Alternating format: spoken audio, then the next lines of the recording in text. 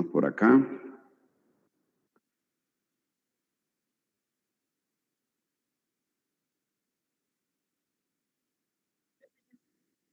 Listo, perfecto. Gracias.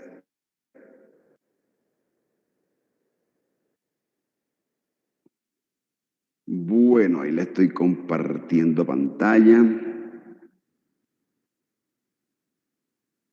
Bueno, ¿se ve la imagen? ¿Se ve la diapositiva? Sí, sí, señor. Bueno, entonces vamos a empezar por temporal superficial y agarramos maxilar interna.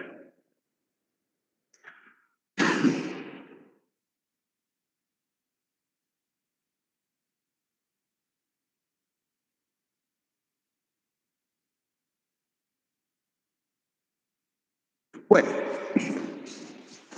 entonces ya habíamos sacado y descrito a la rama de carótida externa. Y debemos tener en cuenta que la carótida externa continúa.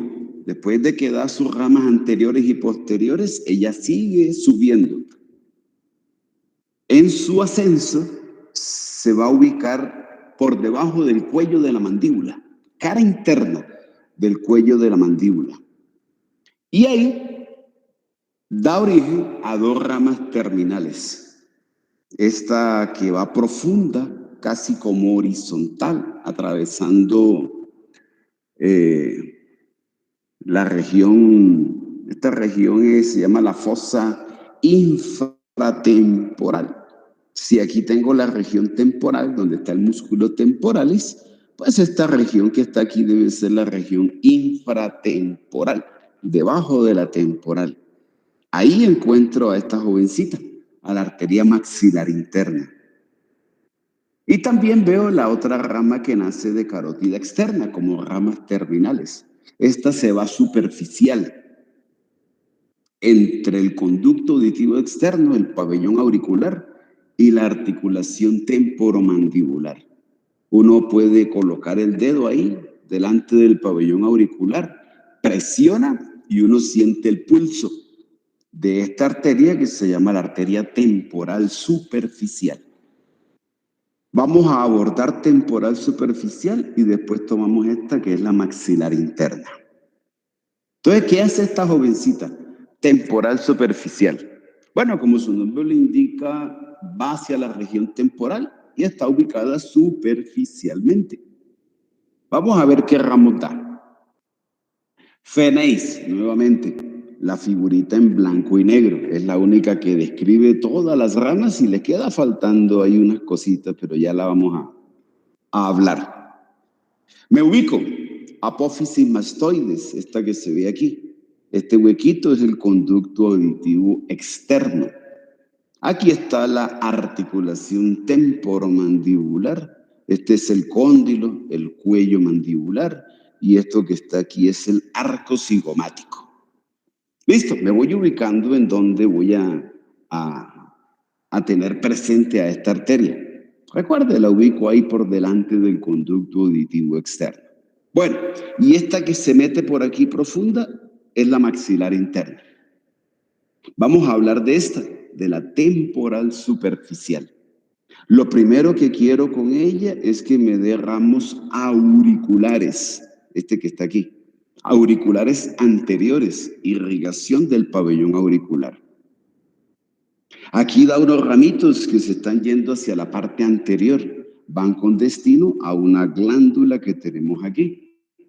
Estos ramos son ramos glandulares, son ramos parotídeos, irrigación de la glándula parótida.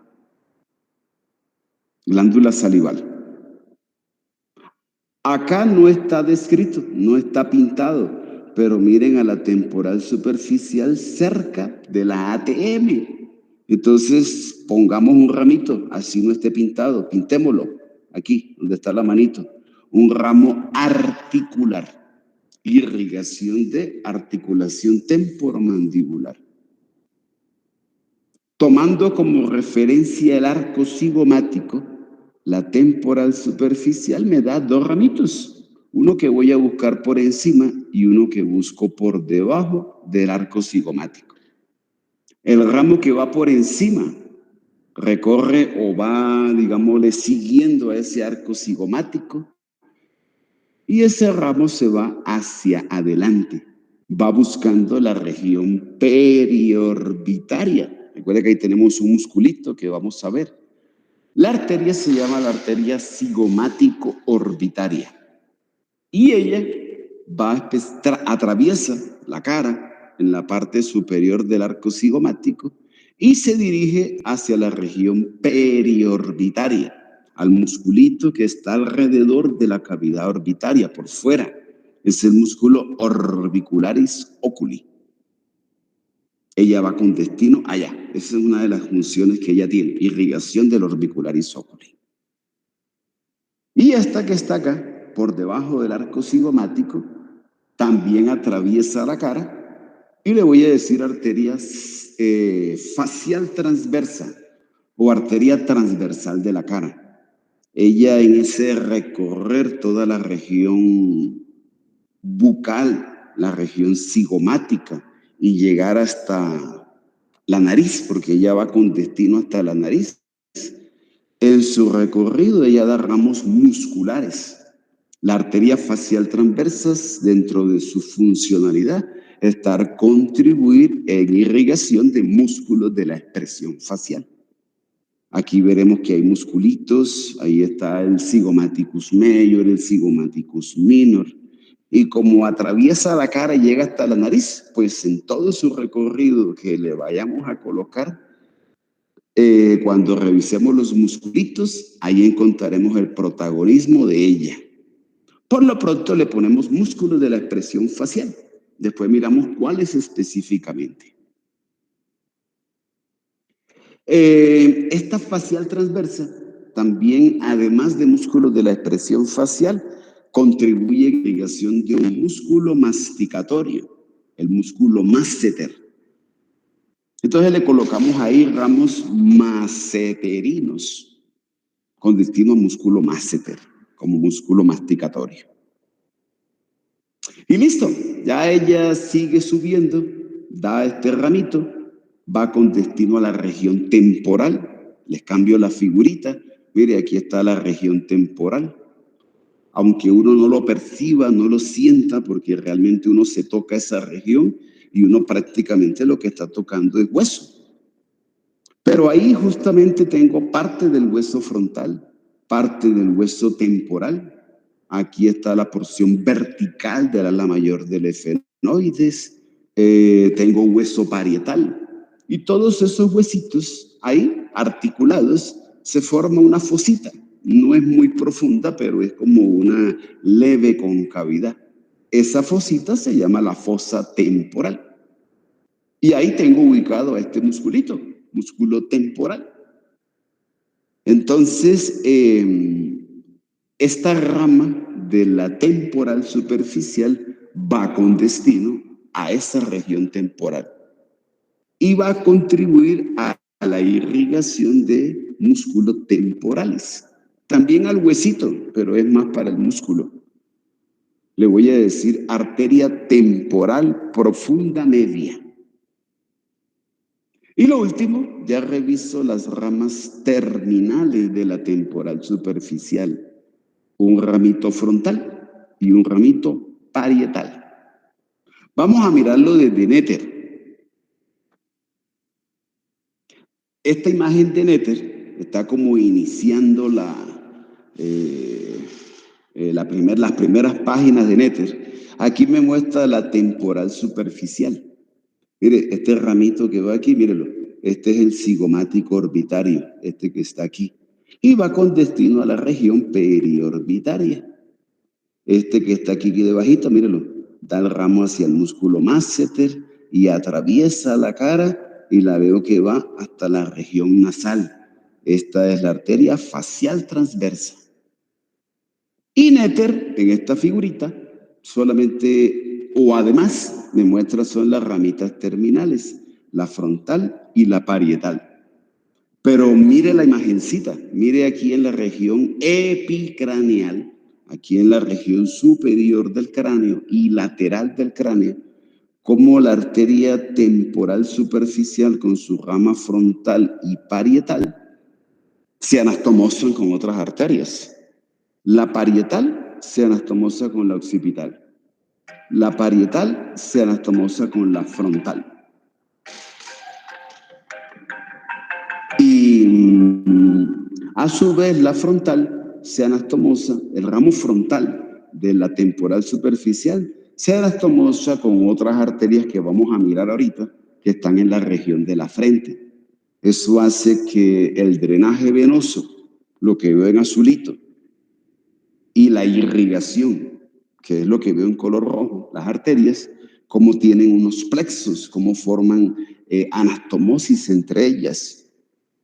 Eso también hace que las heridas en esta región hace que sean también muy profusas. La irrigación, los hematomas, todo eso hay que contárselo al paciente para que él sepa de pronto qué va a suceder de una herida, de un golpe, cómo va a amanecer al día siguiente. Debe haber edema porque hay bastante irrigación. Listo, hasta ahí llega la temporal superficial como arteria. Como su nombre lo indica, pues es más superficial, pero tiene las otras ramitas más profundas como la parotidia, la articular, la auricular, y la temporal profunda posterior. Las otras son más bien ramitas superficiales. Listo, temporal superficial. No tiene mayor inconveniente esta jovencita. Donde sí nos complicamos es en la arteria maxilar interna. Vamos a mirar a ver qué es lo que nos va a ofrecer esta arteria maxilar interna. Vamos a describirla. Pero y pongo la figurita. Bueno, concentraditos, para que no se vayan a perder. Son muchas ramitas. En realidad, si uno las mira, pues dice, no, esa arteria es compleja. Bueno, tiene su grado de complejidad, pero igual, revisando las ramitas y las regiones, va uno entendiendo de que ella es clave para la irrigación de nariz, irrigación de cavidad oral, irrigación de oído, que es a los sitios a donde vamos a ir ahorita, después de hacer el recorrido arterial y nervioso. Entonces comienzo con ramas de la maxilar interna. La primera, esta que tengo aquí. Bueno, espere, me faltó contarle algo de la maxilar interna. Aquí la veo. Mire que aquí está la articulación temporomandibular. Yo le conté que la arteria maxilar interna como arteria se origina aquí, a nivel del cuello mandibular. En su recorrido, la maxilar interna se le conocen porciones, dependiendo de los vecinos que ella tiene en su recorrido. Entonces, un primer vecino o una primera región anatómica que ella transita es la cara interna del cuello mandibular, donde se está iniciando, donde comienza su origen. Entonces, esa primera parte o esa primera porción, pues sí se le dice primera porción, pero también se le dice mandibular. La porción mandibular de la maxilar interna.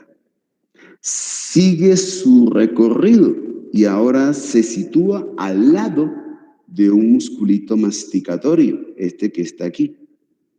Es el músculo pterigoideus externus.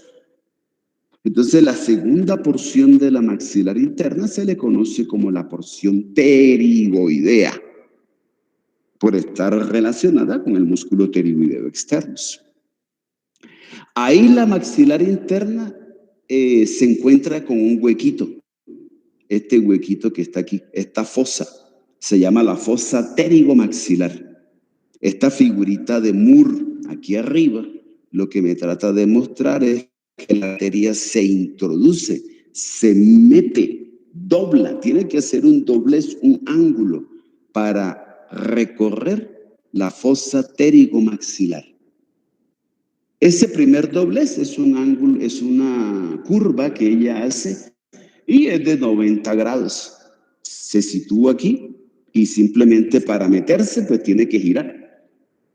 Entonces gira, dobla y se introduce a la fosa pterigomaxilar. Ahí entonces ella tiene una tercera porción, es la porción pterigopalatina. Es el recorrido que ella hace aquí, en la fosa pterigomaxilar.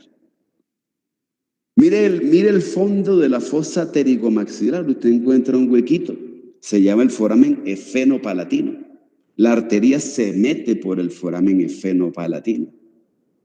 Y después de que recorre el foramen efenopalatino, tiene que hacer otro doblez, porque dentro del foramen ahora tiene que doblar hacia la izquierda o doblar hacia anterior para ubicarse dentro de la cavidad nasal. Entonces ahí hace un segundo giro, un segundo doblez dentro del foramen cuando transita el foramen efenopalatino para ubicarse dentro de la cavidad nasal. Esas son las porciones de la maxilar interna. Primera, segunda y tercera, mandibular, pterigoidea y la pterigopalatina. Y también describimos las dos curvitas que hace. La primera, para transitar dentro de la fosa, meterse por el foramen efenopalatino. Y la segunda, cuando tiene que doblar nuevamente para ubicarse dentro de la cavidad nasal. Una descripción a grosso modo de ella. Ahora sí, vamos con las ramitas. Bueno, entonces, la primera ramita, ahí, esa que está señalizada en esta flechita negra que está acá, donde está la manito del señalador. Esa arteria se llama la arteria auricular profunda. Hay huequitos que no tienen nombre, que no hemos descrito, pero que están en los huesitos. Ya usted sabe que son unos huequitos por donde arterias, venas o nervios transitan. Este en particular no tiene un nombre como tal, pero sí le sirve a la arteria auricular profunda para introducirse dentro del hueso temporal. Esta auricular profunda va a dar 3 ramos o tiene 3 protagonismos. El primero, irrigación del conducto auditivo externo. Segundo, irrigación de la articulación temporomandibular. Y el tercero, irrigación de membrana timpánica. Le digo entonces arteria auricular profunda con esos 3 territorios. La otra amiguita, donde está aquí la flechita de color negro, es la arteria timpánica anterior. Ella se introduce dentro del hueso temporal por una fisurita que sí le pusimos nombre, la fisura petrotimpánica o de Glaser. Mi arteria timpánica anterior va con destino a oído medio y a darle irrigación a toda esa mucosa que tapiza al oído medio, a las paredes también del oído medio. Pero un momentico, sí, a todas las paredes y a la mucosa que tapiza al oído medio. Voy a ir en orden porque me han señalizado las flechitas. Entonces, para los que van a ir revisando y tomando apuntes. La otra rama de la maxilar interna es esta que está aquí. Se llama la arteria meningea media. Ya la conocíamos. La meningia media entra al cráneo por el foramen espinoso. Y miren, se relaciona con este nerviecito que está aquí. Ese lo vamos a ver después. Se llama el nervio aurículo-temporal. Pero lo particular de esta historia es que el nervio abraza a la arteria. La arteria está en el camino que tiene el nervio aurículo-temporal. Entonces el aurículo temporal pues simplemente se divide, abraza a la arteria, le saca como el quite a la arteria y después el nervio sigue. Pero hay que tener en cuenta aquí esta división, este loop, este círculo que está haciendo el nerviecito sobre la arteria meningea media. Después tiene una connotación que les voy a contar.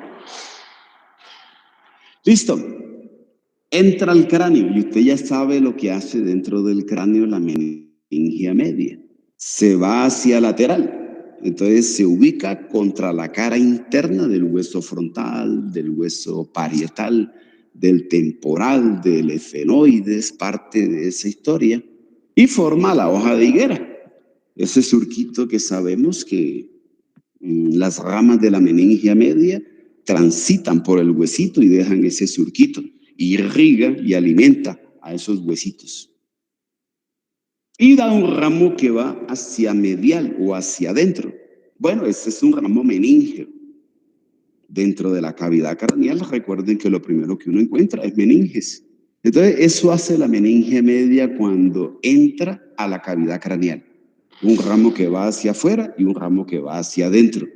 El ramo que va hacia adentro de la cavidad craneal es el ramo meningeo, irrigación de meninges. Y el ramo que se va hacia afuera se va contra los huesitos del cráneo y forma la hoja de higuera y le da irrigación a esos huesitos. El problema con la meningia media es que hay unos ramos que no se ven ahí en la figura, pero son ramos que en la teoría hay que conocerlos. Entonces se los voy a contar para que los tenga precisos, porque más adelante le ponen a la meningia media una responsabilidad, unos territorios de irrigar que hay que tenerlos claros. Entonces, el concepto teórico de meningia media, que también se aplica a la parte práctica, son los ramitos orbitarios. Los ramos orbitarios de meningia media, como su nombre lo indica, son ramos que van para la cavidad orbitaria y se anastomosan con una arteria que ya vamos a ver. Se llama la arteria lagrimal. Ella es rama de la arteria oftálmica. Ah, claro, allá en la cavidad orbitaria. Entonces le voy a colocar a la meningia media ramos anastomóticos con arteria lagrimal. Esos ramitos se conocen con el nombre de ramos orbitarios porque van a la órbita. Los otros ramitos son ganglionares, ganglio. Ah, bueno, entonces pienso en el ganglio del trigémino, el ganglio de Gasser. Ella le da irrigación a ese ganglio del trigémino. Hay unos ramitos temporales, no son tan importantes, se van para aquí, mire, para la región temporal. Contribuye a la irrigación del músculo temporalis y también a hueso temporal. Hay unos ramitos que se llaman interpterigoideos, o sea, entre los dos músculos masticatorios, pterigoideo interno y pterigoideo externos. La arteria se mete, está entre los dos musculitos. Puede dar ramitos musculares a esos dos musculitos.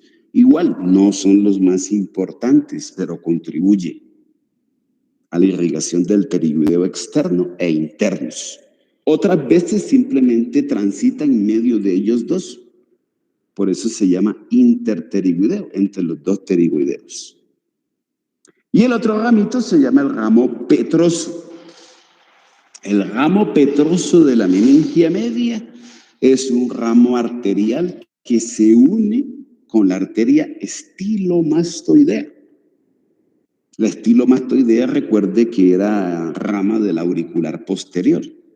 La estilomastoidea iba para dentro del hueso temporal y daba irrigación a la mastoides, daba el ramo estapedial, daba el ramo a la membrana timpánica. Entonces la meningia media también contribuye a la irrigación de oído por esa anastomosis que hace ella con el ramo o con la arteria estilomastoidea. Ese ramito de la meningia media se llama ramo petroso. Y listo, esa es de pronto la unión que hay que hacer para buscarle sentido a que en el oído me pongan irrigación por ramos meningeos. Y le dicen a uno solamente eso, y no le dicen que es meningia media. O cuando uno está en meningia media, no le cuentan la historia de la unión con la estilomastoidea. Entonces, ¿cómo la coloca uno en el oído si ella no llega hasta allá? Bueno, es por eso, es porque se une con la estilomastoidea, que ella sí se reparte dentro del oído medio. Listo, y vamos teniendo ideas concretas. No solamente es leer por leer y repetir lo que está, no, entender el porqué de. Listo, meninge media. La otra amiguita de la maxilar interna es esta que está aquí. Se llama, está por delante de la meningia media. Entonces le digo arteria meningia accesoria o meningia menor. Ella se mete al cráneo por el foramen oval. Dentro del cráneo, irrigación de meninges. El problema de ella es que antes de entrar al cráneo, antes de meterse por el foramen oval, ella va a dar un ramito muscular para este músculo que está aquí, el músculo pterigoideo externo.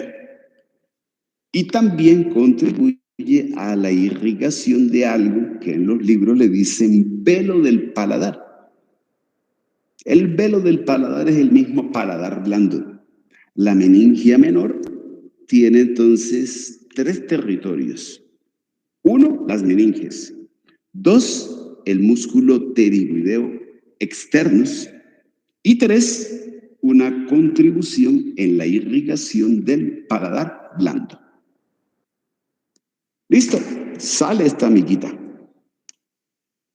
Aquí hay que corregir néter. La región temporal y el músculo temporalis tiene una irrigación por unas ramas de la arteria maxilar interna. Estas dos que van subiendo aquí. Esta se llama temporal profunda anterior y esta se llama temporal profunda media. Le acabé de contar que hay otra que Néter no pintó aquí, que se llama la temporal profunda posterior. Pero esa nace de la temporal superficial. El error de Néter es que a esta rama él le pone arteria temporal profunda posterior. No, es temporal profunda media. Las ramas de la maxilar interna para la región temporal y para el músculo temporalis son solamente 2 y se llaman temporal profunda anterior y temporal profunda media. La posterior nace de la temporal superficial. Listo, las describimos y también le ponemos la corrección que hay que hacer al libro. Bueno, concentraditos acá. Voy a aumentarles el tamaño de esta imagencita para entender, porque muchas otras descripciones van a estar así, con este dibujito. Aquí tengo una ramita que baja, que sale de la maxilar interna, pero que va hacia abajo. Se llama la arteria dentaria inferior. La arteria dentaria inferior da 3 ramos principalmente. Uno que no cambia de nombre, se llama arteria dentaria inferior. Se sigue llamando igual. Esa arteria es esta que usted está viendo aquí.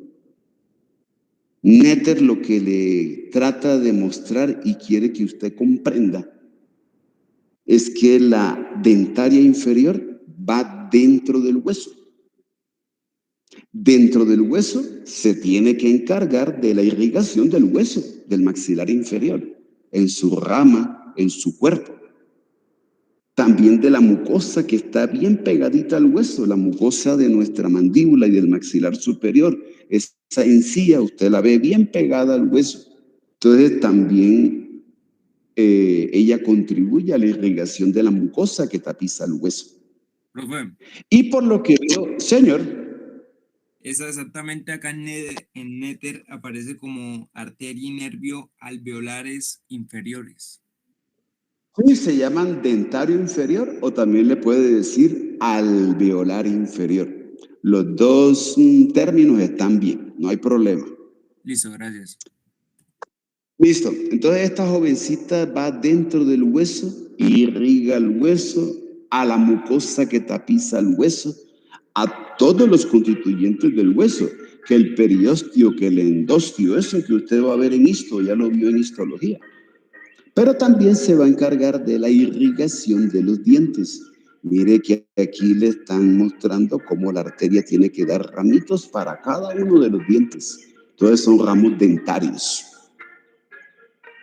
Y cuando llega aquí a la región premolar, o sea, delante de los molares, hay dos dientecitos premolares, la arteria alveolar inferior o dentaria inferior tiene que dividirse. Da un ramo que sigue dentro del hueso, un ramo que sigue recorriendo al conducto dentario inferior o alveolar inferior, y se debe encargar de la irrigación de los dientes premolares, también de los dientes incisivos, así como también de la parte anterior y media del hueso maxilar inferior, incluyendo la mucosa que tapiza a ese huesito. Y el otro ramo es el que sale por el foramen mentoniano. Aquí sí cambia de nombre. Entonces le voy a decir arteria mentoniana. La arteria mentoniana se va a encargar de la irrigación del labio inferior, la mucosa que tapiza el labio inferior, la piel de esa región mentoniana, así como también de músculos que se encuentran aquí, músculos de la expresión facial que se insertan en esta región del mentón. Eso lo hace esta arteria mentoniana. Así describo a esta alveolar inferior o dentaria inferior y esa funcionalidad dentro del hueso y el ramito que sale del hueso, llámese o entiéndase arteria mentoniana. Listo, ahí está una primera parte. La segunda rama que da la alveolar inferior o dentaria inferior es esta que le muestra aquí Nether. Pero este ramito no es dentro del hueso, no, es un ramo que está fuera del hueso, es un ramo que no entra al hueso, es un ramo que va con destino es al piso de boca. Entonces le voy a decir arteria miloioidea. Y la tercera ramita, porque le dije que daba 3 ramas, le voy a cambiar la imagen de Nether para que mire aquí a la alveolar inferior. Mírela, aquí está, esta es la que se mete dentro del hueso. Este es el ramito que va para el piso de boca, la miloioidea. Y aquí está este ramito que también va con destino al piso de boca. Le voy a decir arteria o ramo lingual. Listo, entonces retomo la idea. La alveolar inferior o dentaria inferior da 3 ramitos. Uno que no cambia de nombre y que va dentro del hueso, alveolar inferior o dentaria inferior. Y 2 ramos que van para el piso de boca, que no están dentro del hueso. Uno que es la arteria miloioidea y otro que es un ramo lingual. Tanto la miloioidea como la lingual tienen la misión o se les puede colocar protagonismo en irrigación de piso de boca. Ahí ya después veremos qué hay en piso de boca.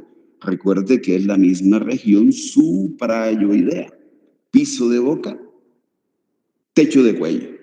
Hasta ahorita la dejamos yendo allá, al piso de boca. Después miramos todas las estructuras que están en piso de boca y entenderemos por qué la literatura le coloca esas arterias, pero ya las tenemos y sabemos de dónde nacen, que es lo importante. ¿Listo? No más. La maxilar interna da otro ramo que va con destino a esto, a los cachetes, no le diga cachetes, va con destino a las mejillas, va con destino a la región bucal, las paredes laterales de la boca. Entonces le digo arteria bucal. La arteria bucal, y si usted hace el ejercicio, lo puede hacer ahorita, agárrese la región de las paredes laterales de la boca. No desde afuera, toda. La pared lateral de la boca tiene 3 constituyentes. El más externo, el que usted se puede mirar en el cutáneo. Si se mira dentro de la cavidad oral, la pared la va a ver rosadita, la pared lateral de la boca. Esa va a ser la mucosa. Y adentro, en la mitad, tiene a este musculito que está aquí. Ese es un músculo de la expresión facial. Se llama el músculo buccinator.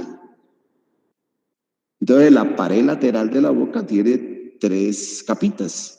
La externa, cutánea, la interna, mucosa, y en la mitad, la muscular, músculo buccinator. La arteria bucal de la maxilar interna tiene que encargarse de la irrigación de las paredes laterales de la cavidad oral. O sea, todo eso que le acabo de contar. La piel, la mucosa y el músculo buccinator. Listo. Bien, sigamos. Mire la otra.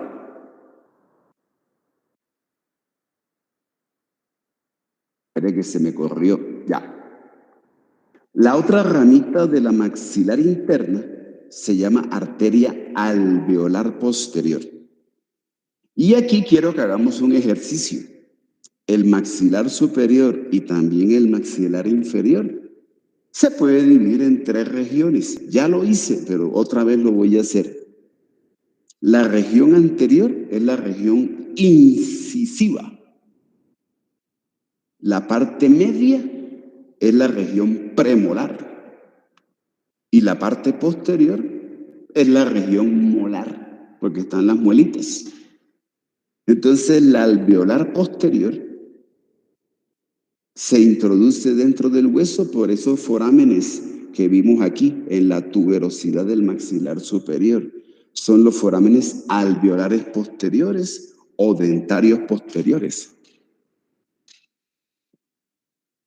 La arteria alveolar posterior se introduce por esos forámenes, se distribuye dentro del hueso maxilar superior, la región molar le da irrigación a toda esta región de la tuberosidad del maxilar superior.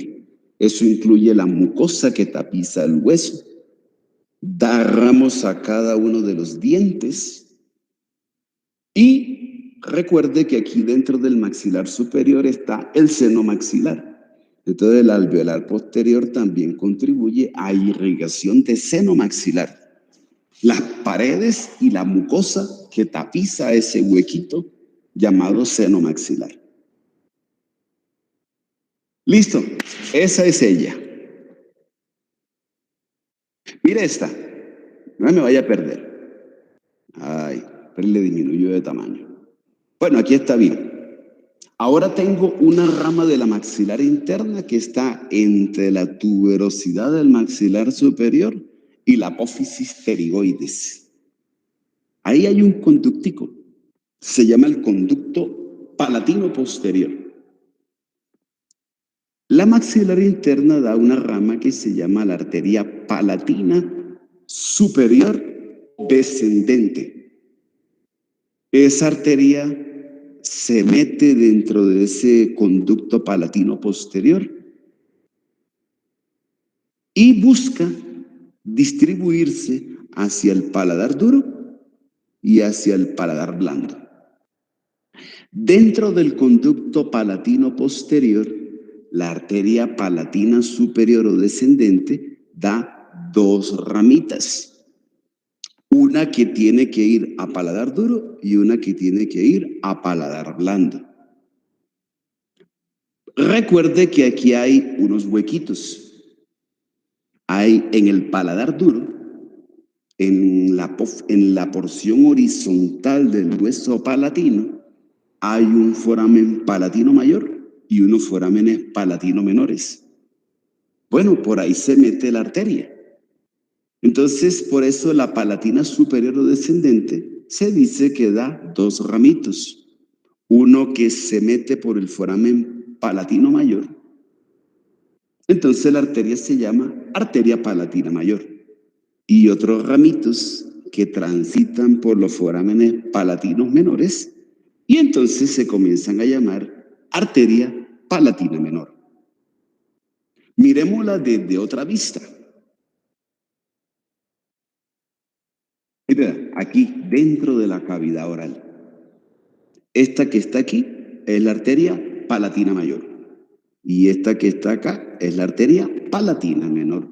Son ramas de la arteria palatina superior o descendente.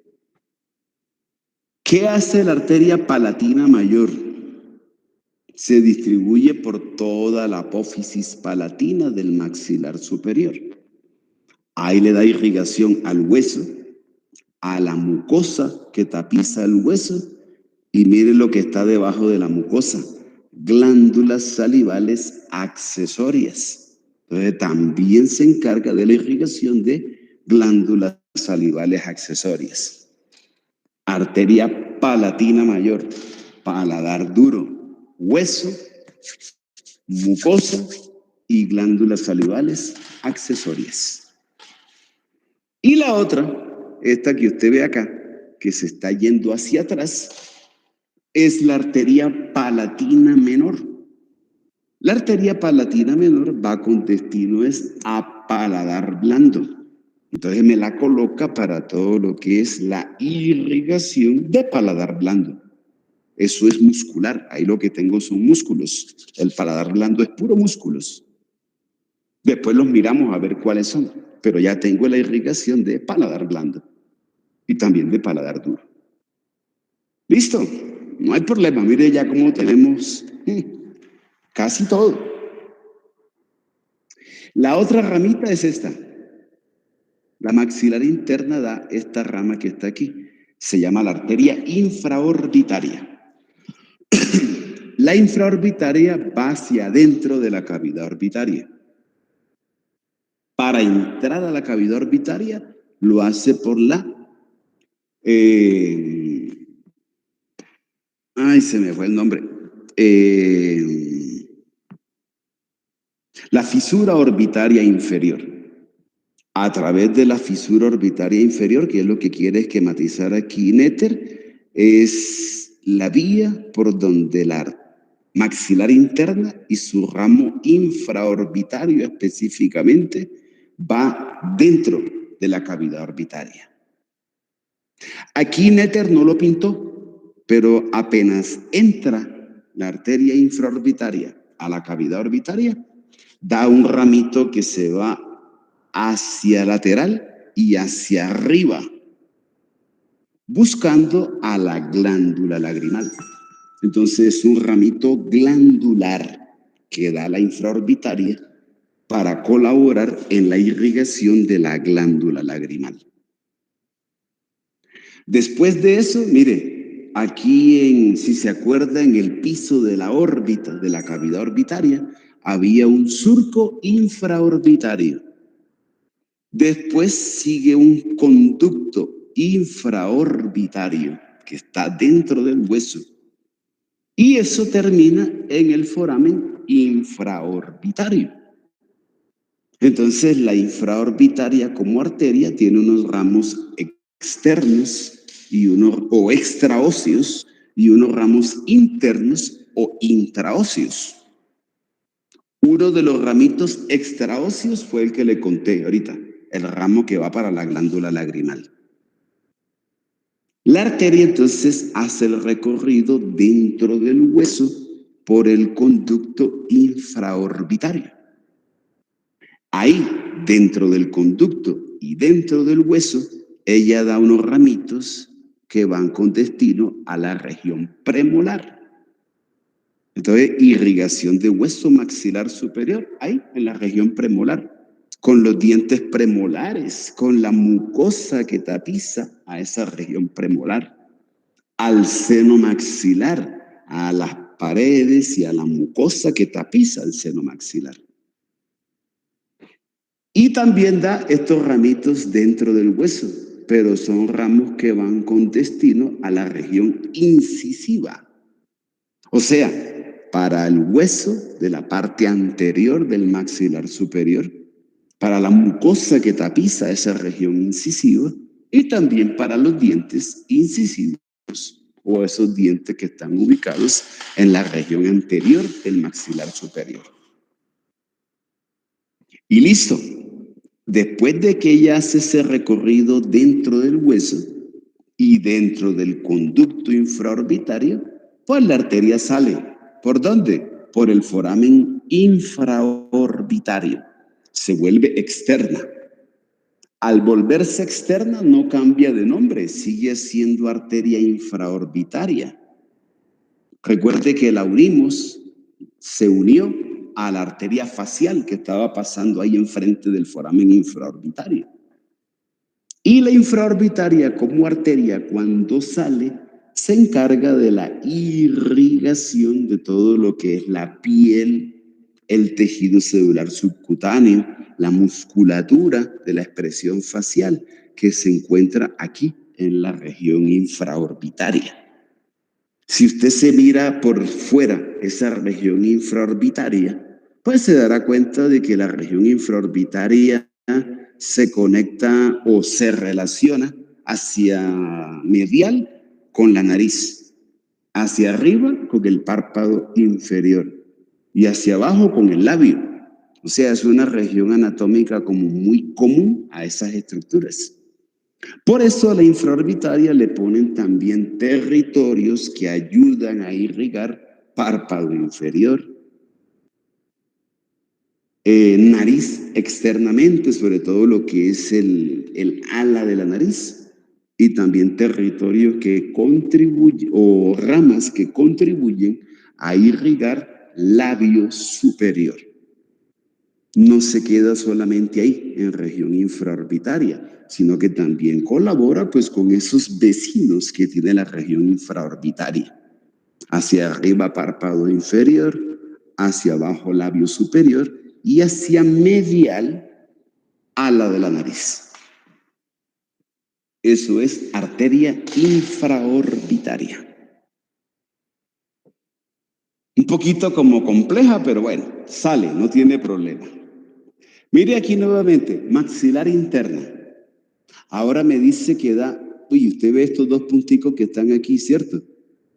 Aquí se ven dos arterias. Estas ramitas de la maxilar interna se van para atrás, son ramos posteriores. Los huequitos yo no se los conté, porque son huequitos pequeñitos y verlos es mejor meterles un alambrito. Pero bueno, se los cuento que existen. Aquí en las pterigoides, en la fosa pterigoidea, arriba de la fosa pterigoidea, uno encuentra dos huequitos. Uno que está debajo, aquí donde está el dedito del señalador. Se llama el conducto o el conducto vidiano. Vidiano, aquí también, con B de vaca, vidiano. Y el que está arriba se llama el conducto pterigopalatino. La maxilar interna entonces da dos ramitas que se meten por esos huequitos. La rama arterial que está debajo se llama arteria vidiana o arteria del conducto pterigoideo. Y la que está arriba se llama arteria pterigopalatina. También le dicen faríngea. Estas dos arterias me las va a colocar, por favor, en el techo de la nasofaringe, en la parte más superior de lo que es la terminación de la cavidad nasal. Recuerde que la cavidad nasal hacia atrás se relaciona con la faringe. A eso le dijimos rino o nasofaringe. Ella tiene un techo. Bueno, para el techo de la nasofaringe le vamos a colocar estas dos ramitas, la vidiana y la faringea o pterigopalatina. Listo, muy bien. Sigamos. La literatura me dice también que la maxilar interna debe contribuir a irrigar músculos masticatorios.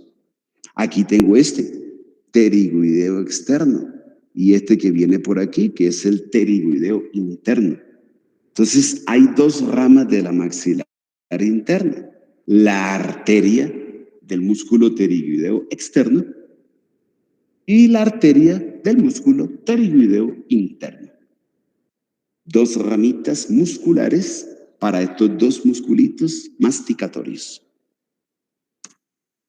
Y también da otro ramito para otro músculo masticatorio. Aquí no se ve bonita la imagen, solamente se ve cortadita la arteria. Pero lo importante es que usted sepa, se acuerde, tenga muy presente que la maxilar interna da un ramo para el músculo masseter. Otro músculo masticatorio se llama la arteria masseterina. Es la principal irrigación para estos músculos masticatorios. Tienen otras arterias, pero ellos dependen de estos ramos de maxilar interna. Entonces, arteria masseterina para el músculo masseter. Y la última, la arteria maxilar interna tiene una rama terminal. La rama terminal de la maxilar interna se llama la arteria esfenopalatina y ella va con destino a cavidad nasal. ¿Qué hace la esfenopalatina cuando va hacia la nariz? Tiene que dar 4 ramas, 2 que se sitúan a la derecha y a la izquierda con respecto al tabique, a la pared media de mi nariz. Y otras 2 que se van para las paredes laterales de la cavidad nasal. Las 2 arterias que transitan por la pared media de mi nariz, recuerde que la pared media tiene 2 componentes, el óseo y el cartilaginoso. El cartilaginoso le decíamos cartílago del septum. Y la parte ósea, recuerde que era lámina perpendicular del etmoides y el vómer. Bueno, aquí tiene toda esa historia, solamente que ahora está tapizada de mucosa. Y aquí Netter le pone a esta arteria que está aquí. Esta arteria, o estas 2 arterias, porque es una derecha y una izquierda, recorren la pared media. Y le voy a decir arteria septal posteromedial. También se le llama septal posterointerna. Y en algunos textos, por lógica, le dicen arteria del tabique. Recuerde que tabique es pared media. Ahí me incluye a lo cartilaginoso, a lo óseo y a la mucosa que tapiza a toda esa pared media. Y algo particular de ella, mire, después de que recorre la pared media, se mete por el foramen incisivo. Y entonces incluso, mire, se anastomosa con la arteria palatina mayor. Es ahí una anastomosis, contribuye en algo a la irrigación de esta mucosa que tapiza la cara posterior de los dientes incisivos, ahí en el paladar duro. No tiene mayor implicación para ustedes, pero sepan que existe la cavidad nasal si es de ustedes. Entonces, primero, la pared media, con las ramas septales posteromediales, posterointernas o arteria del tabique. Rama de la esfenopalatina. Y las otras 2 ramitas, una para la derecha y otra para la izquierda, para las paredes laterales de mi nariz. Obviamente, mire, de que ella son varios ramos, son varias ramitas, pero van con destino a las paredes laterales. Estas ramitas de la esfenopalatina se distribuyen por los cornetes, por los huequitos que están debajo de los cornetes, ¿se acuerda? Los meatos. Y también para la mucosa que tapiza a los cornetes y a los meatos. Entonces le voy a decir arteria nasal posterolateral. O también se le dice posteroexterna. Y en algunos textos le dicen arteria de los cornetes y los meatos.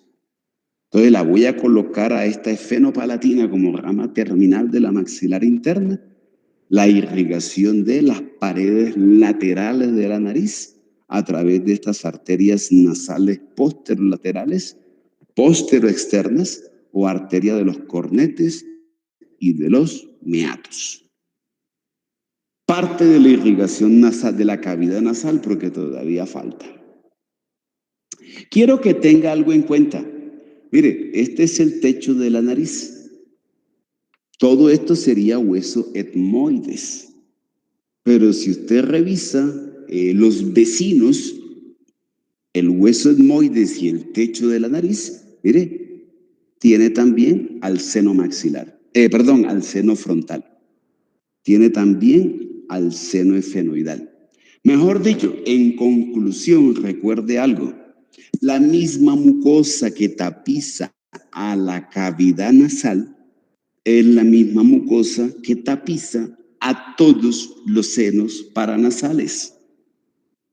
Entonces, estas mismas ramas que yo le estoy contando contribuyen a la irrigación de seno frontal, de seno efenoidal, de celdillas etmoidales anteriores, medias o posteriores y el seno maxilar. Pero téngalo presente por el hecho de que la misma mucosa que tapiza la cavidad nasal es la misma mucosa que tapiza a los senos paranasales. Si yo le estoy colocando aquí la irrigación a esta mucosa de las paredes laterales y de la pared media de la nariz, entienda que ellas mismas deben a su vez tener protagonismo en la irrigación de la mucosa de los senos paranasales, porque es la misma mucosa. Para que cuando lean no les aparezca eso como extraordinario, como algo de que cómo así llegan allá. Entiéndalo desde esa compartir. Los senos paranasales son cavidades anexas a la cavidad nasal. Comparten aire, comparten secreción, también comparten mucosa. Entonces también tienen que compartir arterias, venas y nervios. Esa es la lógica para entender por qué estas arterias llegan o tienen protagonismo en los senos paranasales. Y listo. Eso se llama arteria maxilar interna. Mire que eran muchos ramos, pero viéndolos así como en su lógica, pues se entiende mucho mejor y mire que estamos armando la irrigación de todo el macizo craneofacial, de los sitios donde vamos a hablar de esas regiones anatómicas. Ya tenemos una idea muy precisa y concreta de las arterias, de dónde vienen y los territorios a los que se va a tener responsabilidad cada una de ellas. Bueno, se acabó maxilar interna y se acaba carótida externa también. Ahí termina la historia de carótida externa. ¿Qué sigue? Sigue esta jovencita, arteria carótida interna. Recuerde que el protagonismo es más bien menor que el de la carótida externa, pensando no en cerebro, sino en las estructuras faciales y en los órganos de los sentidos. ¿Qué debo mirar de la arteria carótida interna? ¿Qué debo tener en cuenta de la carótida interna? Bueno, ya sabemos dónde nace, ya eso lo vimos. De carótida interna hay que revisar porciones que ella tiene. Ella recorre el cuello, la parte lateral, profunda del cuello. Entonces la primera parte va a ser la parte o la porción cervical. Ahí no da ninguna rama. La carótida interna no da ninguna rama a nivel de cuello.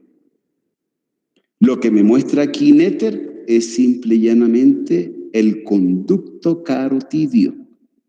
O sea que la carótida interna, usted ya lo sabe, está dentro del hueso temporal. Por eso le dicen la porción petrosa. Recuerde dónde está el sifón carotidio. El tránsito de la carótida interna dentro del hueso temporal se conoce como la porción petrosa. Ya cuando ella va a ingresar a la cavidad craneal, Mire lo que le muestra aquí la figurita. Aquí ve usted algo azulito. Bueno, detrás del foramen óptico y al lado de la fosa hipofisiaria o silla turca está ubicado un seno venoso de la dura madre. Se llama el seno cavernoso.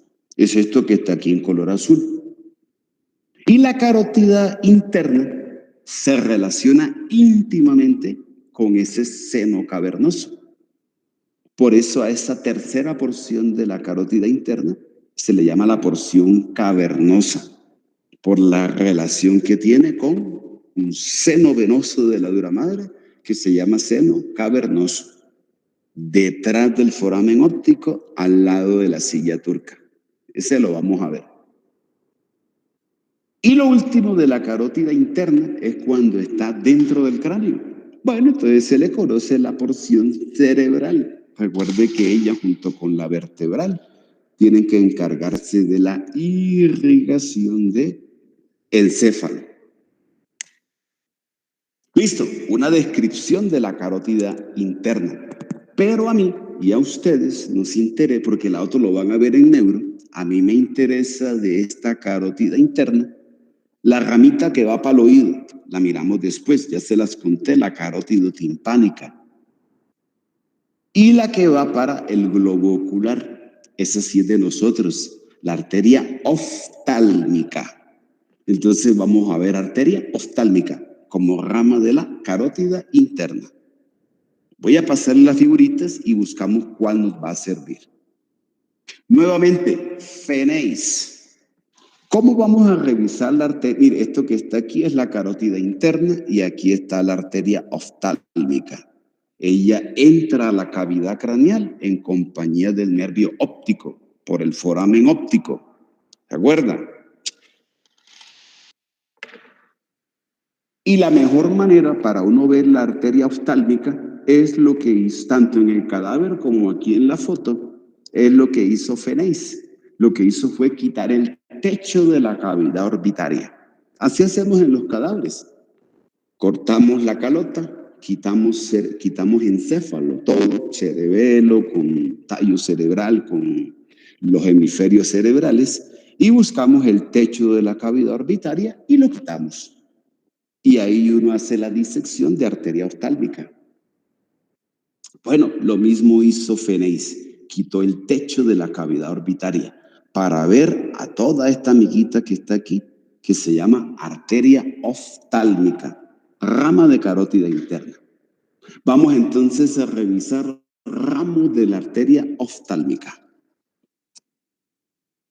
El primer ramito de la oftálmica recorre el techo de la cavidad orbitaria y se va hacia arriba y hacia afuera.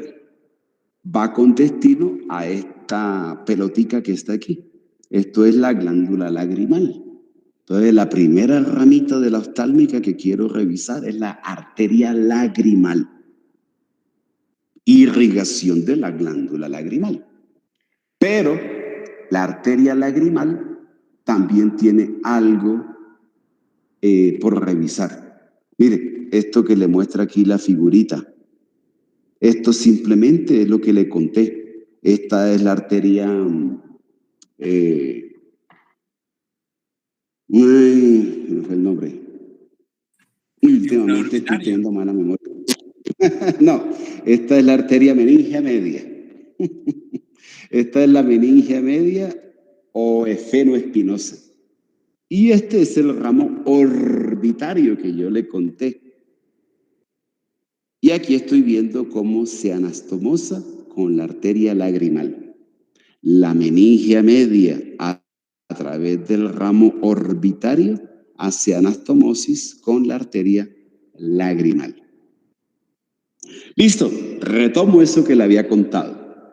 Pero la arteria lagrimal no es solamente glándula lagrimal, sino que también da unos ramitos que van con destino a la mucosa que tapiza la cara interna de los párpados, superior e inferior. Y una mucosa que también está tapizando la cara anterior del globo ocular. Eso se llama la conjuntiva. Entonces, por eso en la literatura le aparecen ramos conjuntivales. De ahí viene la conjuntivitis. Bueno, entiéndase conjuntiva como la mucosa que tapiza la cara interna de los párpados y también la cara anterior del globo ocular. Ella está irrigada por ramos conjuntivales que nacen de la arteria lagrimal. Y también me describen unos ramitos que se llaman arterias ciliares anteriores, ciliares con C. Las ciliares anteriores como arterias las voy a enviar al globo ocular. En el globo ocular tengo 3 capitas, una externa, una interna y una intermedia. La capa intermedia del globo ocular se entiende como la capa vascular y se llama la coroides. Y la coroides en el globo ocular da origen a algo, a una estructura que vamos a ver después, que se llama el cuerpo ciliar. Entonces, la arteria ciliar anterior de la lagrimal la quiero colocar para que en el globo ocular aporte irrigación a la coroides como capa vascular del globo ocular y que también se encargue de la irrigación del cuerpo ciliar. Eso lo vemos más despuesito, pero ya le colocamos las arterias. Y lo último que hace mi arteria lagrimal es irse hacia la parte externa. Se va hacia afuera de la cavidad orbitaria. Es esta que está aquí. Mire, esto simplemente es un párpado superior, este es un párpado inferior y todo esto es el músculo que está alrededor del perímetro de la entrada a la cavidad orbitaria. Entonces, este es el músculo orbicularis oculi. La arteria lagrimal da un ramito que sale, que se va hacia la parte externa y se llama un ramo palpebral medial. Palpebral lateral. Ramo palpebral lateral. Y este ramito palpebral lateral, mire que da unos ramos para párpado superior y para párpado inferior. O sea, una arteria palpebral lateral superior y una arteria palpebral lateral inferior. Quiero formar este círculo arterial. Ya tengo una parte o unos protagonistas para ese círculo arterial que quiero formar ahí, peripalpebral. Hasta ahora, arteria palpebral lateral, rama de la lagrimal. Y listo, esa es la arteria lagrimal. A la primera. La segunda arteria nace de la oftálmica y va con destino al globo ocular, a la capa más profunda del globo ocular, a la capa más interna del globo ocular, la capa nerviosa. Y esa capa nerviosa se conoce con el nombre de la retina. Entonces, por eso en la literatura le dice que la arteria se llama la arteria central de la retina, rama de la oftálmica y que va con destino a darle irrigación a la capa nerviosa del globo ocular. Arteria central de la retina. Otros ramos de la arteria oftálmica abordan por su cara y se distribuyen al globo ocular. Ya apago esto. Esas arterias que recorren al globo ocular y que van por la capa vascular del globo ocular, que es la coroides, se conocen con el nombre de arterias ciliares posteriores. Ramas de la oftálmica van para la parte o la capa vascular del globo ocular, que es la coroides, y recorren al globo ocular de posterior hacia anterior. Después le ponemos protagonismo a esas arterias y hay que hacerle una división también a esas arterias. Hoy solamente les digo arterias ciliares posteriores. En el globo ocular miraremos qué territorios tiene y cómo las debo dividir. Listo. La otra ramita es esta que está aquí. Va por todo el techo de la cavidad orbitaria. Es una arteria supraorbitaria. Bueno, ya la conocemos, hemos hablado de ella. La supraorbitaria, que es esta que está aquí, mire, la va por todo el techo de la cavidad orbitaria, sale por el foramen supraorbitario, pero ahí, en el foramen, en el conductico dentro del huesito, ella da unos ramitos que se van hacia arriba, dentro del hueso. Entonces son ramos diploicos, contribuyen a la irrigación del hueso frontal. La arteria sale por el foramen infraorbitario y se dirige hacia la parte externa. Recorre a la frente, mírelo, aquí la veo. Ya está fuera del hueso. Y recorre lo que es la escama del hueso frontal, o sea, la parte vertical, la parte externa del hueso frontal, la frente. La supraorbitaria la voy a colocar para, además de la irrigación del hueso frontal, para todo lo que es la piel, el tejido celular subcutáneo, la musculatura que está en la frente. Y la supraorbitaria también da unos ramitos conjuntivales para la conjuntiva. Y también da unos ramos ciliares anteriores. Lo mismo para lo que es coroides, como capa vascular del globo ocular, y para el cuerpo ciliar, como una estructura que nace de la coroides. Eso lo vemos también en globo ocular. Hoy le pongo ese protagonismo a ella. Irrigación de coroides, de cuerpo ciliar, irrigación de conjuntiva, la irrigación del hueso frontal y la irrigación de la frente, con todo lo que está ahí. Piel, tejido celular subcutáneo y músculos. Eso se llama arteria supraorbitaria. Y la más cansona es esta que está aquí. Vamos a mirar cómo es esta historia. Y le pongo la diapositiva para que... espere, antes de entrar con ella, quiero contarles algo. Aquí no está en la imagen, pero dentro de la cavidad orbitaria hay músculos músculos anexos al globo ocular y que son los encargados de mover al globo ocular. Así no esté en la figura, yo debo tener claro que la arteria oftálmica da ramos musculares para la musculatura que se encarga del movimiento del globo ocular. Eso lo miramos en globo ocular, pero aquí hacen falta en la imagen musculitos. Cuando estemos en globo ocular y miremos los músculos, bueno, desde ahora sabemos que la oftálmica da ramos musculares para esos músculos anexos al globo ocular, músculos encargados del movimiento del globo ocular. Y ahora sí, vamos con la cansona. La oftálmica da un ramito, este que está aquí y este que está acá. Este se llama arteria etmoidal posterior y esto se llama arteria etmoidal anterior. Mire, aquí está la lámina cribosa del etmoides. Entonces, facilito. Si usted, y le pongo otra figura. Mire, esta figura es como rara.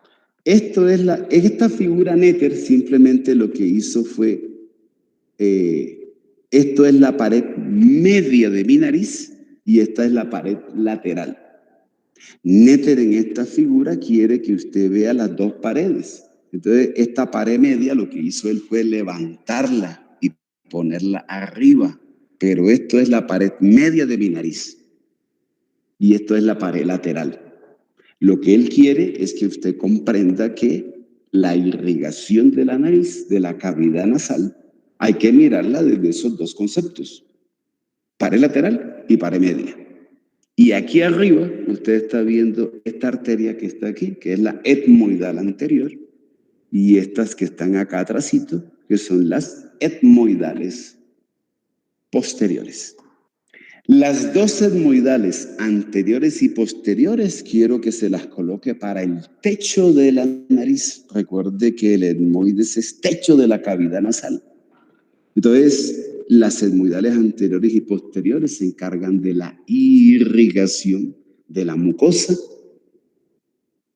que tapiza al etmoides en el techo. Y recuerde que ahí en el techo del etmoides es así como está aquí, huequitos, las celdillas etmoidales. Entonces, toda la mucosa que tapiza las celdillas etmoidales, toda la mucosa de el techo de mi cavidad nasal. Visto desde dos paredes, desde la pared media y desde la pared lateral, pero arriba en el techo. A su vez, las etmoidales también contribuyen a algo. La etmoidal anterior, a irrigar la mucosa del seno frontal. Y las etmoidales posteriores contribuyen a la irrigación de paredes y mucosa del seno esfenoidal. Y listo. Hay una primera parte de las dos etmoidales con destino al techo en su pared media y en sus paredes laterales. ¿Cuál es el problema? La etmoidal anterior, porque ella tiene otros territorios además de ese que yo le conté. ¿Qué territorios tiene? Ella da unos ramitos meníngeos. La etmoidal anterior contribuye a la irrigación de las meninges. Pero quiero que mire esta historia de aquí, esta figurita y esta figurita de acá. Esta arteria que viene por aquí es etmoidal anterior. O sea, la etmoidal anterior no se queda solamente en el techo, sino que también transcurre o discurre o camina, avanza hacia la parte anterolateral de la nariz. Entonces deja de llamar, la etmoidal anterior da un ramito que se llama la arteria nasal anterolateral. Va para la pared lateral y para la pared media de mi nariz, pero en su parte anterior y superior. Y esa arteria nasal anterolateral da dos ramos adicionales. Uno que se llama nasal externo y uno que se llama nasal interno. Bueno, mírelo. En esta figurita estoy viendo el ramo nasal interno. Es un ramo de la arteria nasal anterolateral que se distribuye ahora hacia lo que es fosas nasales. Sigue recorriendo a mi cavidad nasal, pero por su parte interna. Ahí está la parte cartilaginosa y también la parte de las fosas nasales. Dentro de mi nariz, nasal interna. Y el ramo nasal externo de esta arteria nasal anterolateral es un ramo que está aquí, es un ramo que se va hacia afuera, es un ramo que discurre o transita por la cara externa de la nariz propiamente dicha. Y aquí se encarga de la irrigación no solamente de la parte cartilaginosa, sino también de la piel y de la musculatura que se encuentra anexa a lo que es nariz propiamente dicha. Entonces, cuando usted se toque, yo le coloco aquí irrigación de la nariz, o sea, mi nariz externamente tiene irrigación por arteria etmoidal anterior. Mire todo el trabajo que se toma la etmoidal anterior. Está dentro de cavidad orbitaria, pasa al techo de la nariz, va a las meninges, irriga la pared anterolateral de mi nariz, fosas nasales y se vuelve externa. Todo ese trabajo hace la arteria etmoidal anterior. Tenga en cuenta esos territorios. ¿Listo? Quedó comprendida esa historia de la etmoidal anterior. Es un poquito compleja, pero ese es su recorrido. Techo de la nariz, celdillas etmoidales anteriores y medias, pared central y lateral del techo de mi nariz. Después las paredes laterales y media de la porción anterior de mi nariz. Da el ramo nasal interno que sigue dentro de la nariz, fosas nasales, y el ramo nasal externo que se proyecta hacia la parte externa de la nariz propiamente dicha. Eso es arteria etmoidal anterior. Y listo, ya las otras no son tan complejas. Vamos a ver qué más sigue. Mire, la oftálmica sigue su recorrido y ya va a terminar. La oftálmica va a dar unos ramos palpebrales. En este caso son estos que están aquí. Los ramos palpebrales mediales se van hacia la parte externa. Y alrededor de los párpados va a dar entonces una arteria que se llama arteria palpebral medial superior y una arteria palpebral medial inferior. Y ahora sí, ya puedo hacer esto, el círculo arterial peripalpebral. Recuerde, arteria palpebral medial, rama de la lagrimal, junto con los ramos palpebrales laterales de la arteria lagrimal.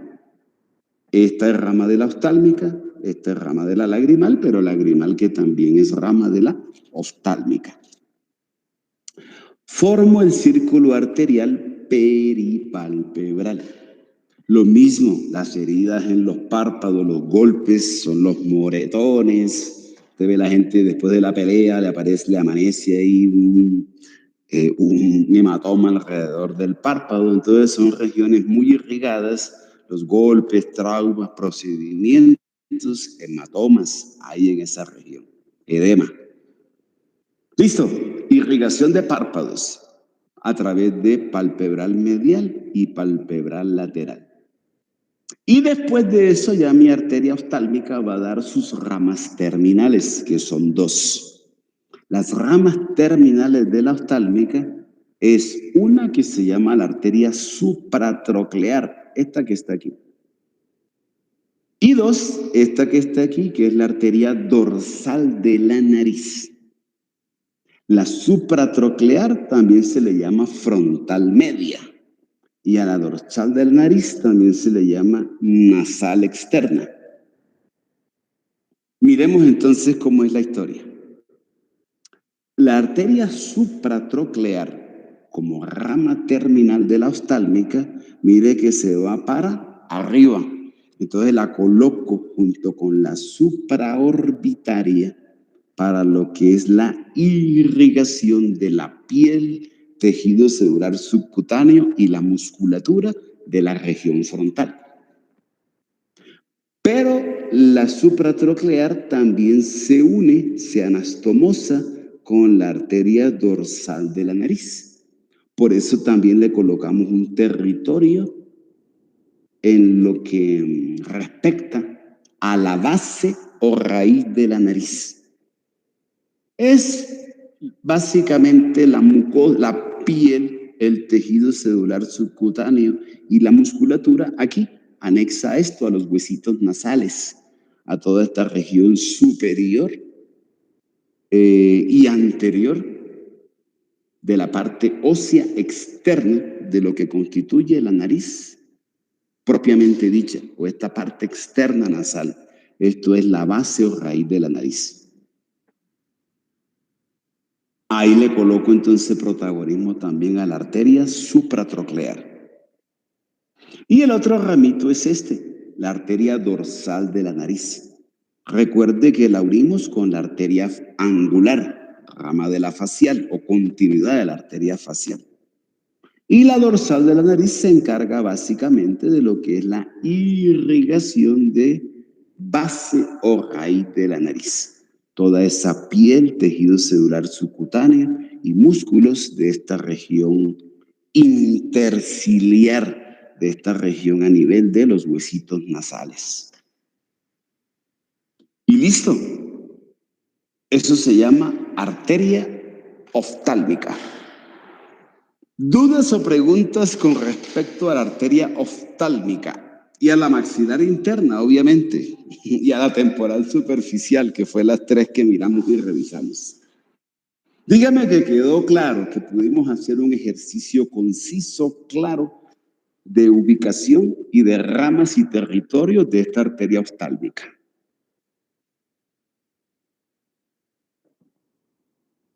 Profe, muy claro todo. ¿Sí? ¿Estuvo bien? Bueno. Listo. Esta es la parte arterial. Ya tenemos todo para el globo ocular, tenemos todo para la nariz, tenemos todo para la cavidad oral. ¿Qué ejercicio sigue? Bueno, después de revisar la última rama arterial, ahora nos tenemos que devolver en venas. Recuerde que la circulación arterial va del centro hacia afuera y lo venoso va de afuera hacia adentro. Entonces nos toca abordar ahora lo venoso. Pero yo no puedo, en lo particular, yo no puedo hablar de lo venoso sin haber revisado lo arterial. Recuerde que lo venoso es satélite, o sea, al lado de la arteria. Y que generalmente es homónimo, o sea que la vena se llama igual que la arteria. Entonces, ese ejercicio hay que hacerlo en ese orden. Dentro de esta historia venosa, la gran mayoría son venas que están a nivel del encéfalo. Las va a ver en neuro. Pero a mí me toca revisar algo. Mire lo que le voy a contar. Póngale cuidado. La sangre craneofacial, la sangre venosa de cara, de órgano de los sentidos, de encéfalo, tiene que buscar una desembocadura. La desembocadura, el destino final de toda esa sangre, va a ser a nivel de base o raíz del cuello. Recuerde, de pronto lo habrá escuchado. En el corazón hay 4 cavidades, las aurículas y los ventrículos. El lado derecho del corazón es para sangre no oxigenada. El lado izquierdo del corazón es para sangre oxigenada. Y toda la sangre no oxigenada, directa o indirectamente, tiene que llegar a la aurícula derecha del corazón. Entonces, listo, si yo estoy a nivel de cráneo, a nivel de cara, y tengo que buscar a un corazón que está en cavidad torácica, tengo seguramente que hacer un recorrido por el cuello. Y en el cuello es donde yo tengo a los colectores venosos, no solamente de la circulación venosa del cuello, sino también de la circulación venosa craneofacial. Y la historia es muy sencilla, porque aquí solamente entran 2 grandes grupitos. Un grupito que es el más numeroso, que son las venas yugulares. Y el otro grupito es una sola vena, que se llama la vena vertebral. Con todas ellas voy a hacer el drenaje craneofacial. Pero recuerden, esas venas transitan a nivel de cuello y esa sangre al final tiene que llegar al corazón. Vamos a mirar entonces cómo llega ahí, a esa aurícula derecha del corazón. Le voy a hablar entonces del sistema yugular. El sistema yugular son venas yugulares. ¿Cuáles son las venas yugulares y cuál es su ubicación?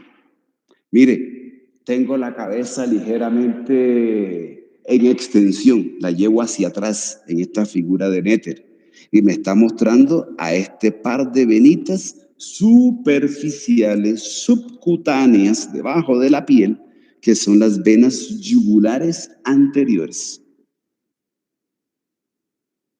La segunda vena, que también es superficial, la voy a ubicar aquí. Está debajo de la piel, región lateral del cuello, por fuera del músculo esternocleidomastoideus. Haga el ejercicio ahorita más luego. Tome aire, manténgalo un buen tiempo y mírese la parte lateral del cuello y verá que ahí se le muestra una venita. Se ve a través de la piel una vena. Bueno, a los que no se le vea no se preocupe, a veces no se forma, pero casi todos la tenemos. La vena superficial debajo de la piel en la región lateral del cuello y por fuera del esternocleidomastoideus es la vena yugular externa. Corto al esternocleido, ahora por dentro del esternocleido, profundo, ya la que conocemos, vena yugular interna. Y cambio esta figura, que es como fea, pero si uno quiere entender el drenaje venoso, le toca Feneis. Mire, Feneis me muestra ahora una vena derecha y una izquierda. Aquí solamente se ve la derecha, que está en la región posterior del cuello. Entonces le voy a decir vena yugular posterior. También se le conoce con el nombre de vena cervical profunda. Ese es el sistema yugular. Vena yugular anterior, vena yugular externa, superficiales, la yugular anterior en la parte anterior del cuello, yugular externo en la parte lateral del cuello, superficial. En la parte lateral del cuello, pero profunda, la vena yugular interna, y en la parte posterior del cuello, profunda, también se encuentra la vena yugular posterior. Ese es el sistema yugular. Y la otra venita que necesito para drenaje venoso, pero es de neuro, es esta que está aquí. Se llama la vena vertebral. Con ellas hago el drenaje venoso de encéfalo, de cráneo, cara, órganos de los sentidos y también del cuello. Así es que lo debo manejar y así es como debo hacer este ejercicio venoso. Sin embargo, voy a cambiar la figura y le voy a mostrar algo. Voy a buscar dónde termina. Ya sé que tengo estas venas, pero ellas ¿a dónde van? ¿A dónde llegan? Entonces vamos a hacer un ejercicio a la inversa. Vamos a buscarle primero el drenaje a todas estas venas y ver a dónde llegan, y después le vamos buscando más detenidamente, digámosle, la parte más concisa del drenaje venoso. Entonces, muy seguramente aquí en la base o raíz del cuello es donde debe estar la historia final del drenaje venoso de toda esta sangre que viene proveniente de cabeza y del cuello. Voy a cambiarle la figurita y miramos esa historia. No se me vaya a perder, póngale cuidado.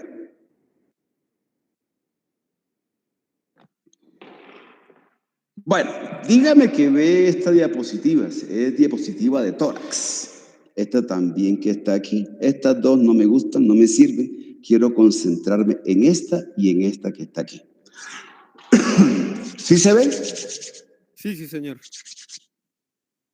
Listo, bueno, entonces, esto que está aquí es tórax, pero aquí es la base o raíz del cuello. La única diferencia es que no tengo ni el esternón ni las costillas, ni la clavícula tampoco. ¿Qué sucede en la base o raíz del cuello? Mire esta historia. Esta venita que está aquí es la vena yugular interna. Y esta otra que está acá se llama la vena subclavia. De ella vamos a hablar después. Es unas arterias y unas venas que están en la base o raíz del cuello. Entonces, lo que me muestra la figura, a nivel de la base o raíz del cuello, a nivel de esa tránsito que hay entre el cuello y el tórax, estoy viendo cómo se organiza el drenaje venoso para llevarlo al corazón. ¿Cómo lo voy a organizar? Por una venita que viene del cuello, la vena yugular interna. Por una vena que tengo en la base o raíz del cuello, que recorre la base del cuello. Se llama la vena subclavia. Y esa historia es tanto derecha como izquierda. Cuando se unen la vena yugular interna y la vena subclavia, me forman dos venitas. Esas dos venas se llaman las venas brachiocefálicas. Una que es derecha, cortica, y una que es izquierda, larga. Y las dos venas brachiocefálicas, tanto derechas como izquierdas, me forman a la vena cava superior que ingresa a la aurícula derecha del corazón. Ahí estoy enviando esta sangre de la región craneofacial y cervical al corazón. Esta es la historia que usted no veía y es la historia terminal del sistema yugular, y me falta una partecita que ya se la cuento, que es la vena vertebral. Entonces ya sabemos cómo termina esta sangre o cómo termina esta historia venosa en la base o raíz del cuello, uniendo a la yugular interna con la subclavia, formándome los troncos venosos brachiocefálicos o venas brachiocefálicas. Y ellas a su vez me forman a vena cava superior, que termina en aurícula derecha del corazón. No hay problema, ¿cierto? Facilito. Esta historia es retroesternal, detrás del esternón, detrás del manubrio, la primera parte del esternón. Listo, ahora sí me devuelvo y vamos con la parte más específica de este drenaje venoso. Voy a cambiar esta figurita y vuelvo a esta. Mírenlo, eso no se veía porque estaba aquí. Aquí quito la clavícula, quito aquí el esternón y entonces puedo ver esa historia que le acabo de contar. Entonces, vuelvo al drenaje venoso. Voy a aumentar, veamos a ver si hay una figurita más grandecita. Bueno, vamos uniendo venas. Vamos a ver cómo es la historia. Mire, la vena yugular anterior termina, desemboca, finaliza uniéndose a la vena yugular externa. Esta historia es de venas que van buscando como una confluencia, o sea, muchas venas arriba, pero abajo tienen que ir simplificándose. Tienen que buscar un solo conducto donde drenar. Muchas venas, buscando todas sitios independientes de drenaje, se volverían inoperables esas regiones anatómicas. Entonces la idea es que las venas vayan buscando sitios de drenaje para ir simplificándose en cuanto al número. Quiero que muchas venas al final se vuelvan pocas venitas buscando el drenaje. Entonces empiezo por esta historia de drenaje venoso. La vena yugular anterior termina uniéndose a la vena yugular externa. La vena yugular externa termina uniéndose a la vena subclavia. Y la vena yugular posterior se une o termina en la vena subclavia. La vena vertebral desemboca en vena subclavia.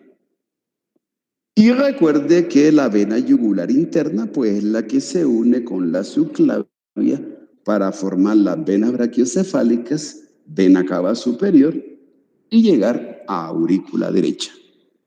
Entonces le voy buscando colectores. Mire cómo voy terminando con esta historia. La sangre venosa de la vena de la yugular posterior va a la vena subclavia. La sangre venosa que maneja la vertebral termina en vena subclavia. La vena yugular anterior termina en la vena yugular externa. Y a su vez, la vena yugular externa termina o desemboca en vena subclavia. Listo. En la medida en que estemos en cuello, le buscamos eso. Las otras venas de cuello, ¿dónde van desembocando? Pero todas deberán estar o en yugular o en vertebral. No hay más. Bueno, subo porque esta historia está muy incompleta todavía. Vamos a mirar qué vamos a hacer. A ver, y busco una más superficial.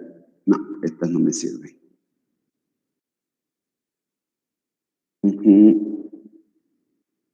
Ay, se me perdió. Pero y la busco. Ya tuve que habérmela saltado. Esta es la que quería. Bueno, vamos a hacer el primer ejercicio. Míreme esta figurita, esta que está aquí. Esto estoy, mire, debajo de la piel. Este es un drenaje superficial. También se le llama drenaje tegumentario, porque es como de piel. Mire, aquí quité la piel, el tejido celular subcutáneo y ya estoy ahí en la región frontal, parietal, temporal, occipital. Es una región anatómica que los relieves óseos hacen de que se sientan como muy superficiales debajo de la piel. Mire lo que le voy a mostrar. Esta historia que usted ve aquí en la frente deben ser venas supraorbitarias y venas supratrocleares. Esta que está viendo aquí en la región lateral del cráneo tiene que ser una vena frontal. Aquí es una vena parietal y ellas me deben formar a la vena temporal superficial. Mire que estoy haciendo una historia homónima y satélite a lo arterial. Si usted va a revisar lo venoso sin haber leído lo arterial o haberlo visto, se le vuelve un nudo. Entonces, ya conociendo las arterias y a sus ramas, estoy haciendo el mismo ejercicio venoso, solamente que en sentido contrario, a la inversa, como en reversa.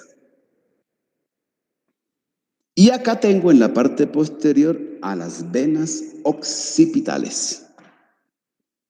Vamos a empezar a unir venas y a entender esta historia. Mire, la vena frontal se une con las venas supraorbitaria y supratroclear.